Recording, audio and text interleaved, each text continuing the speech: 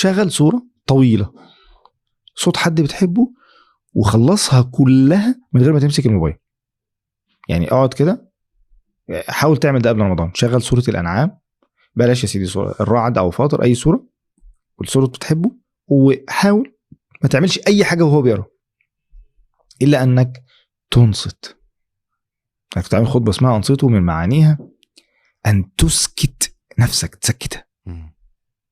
تعرف لما بتيجي تقعد عايز تقعد مثلا في المسجد المغرب والعشاء، عارف جدا كلنا يعني انت يعني اصلا انا بقيت براقب نفسي او براقب الناس او ابني او انا حتى، تلاقيني غصب عني كل شويه اعمل كده طبعا، مع اني انا مش عامله سايلنت. يعني مثلا يعني لو جه نوتيفيكيشن انا هسمع صوت، بس برضه تلقائيا تلاقيك مش مستحمل ان يعدي وقت زمني من غير ما يجي لك اشعار. لذلك انت لو بتقعد في مسجد، افترض المسجد ما فيش فيه شبكه، تلاقيك قاعد 50 خاطره.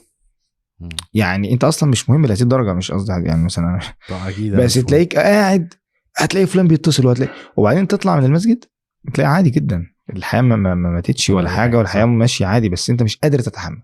فمن الحاجات اللي احنا محتاجين نتدرب عليها، اسمع قرآن، اقفل الاشعارات وشغل سوره اسمعها كامله.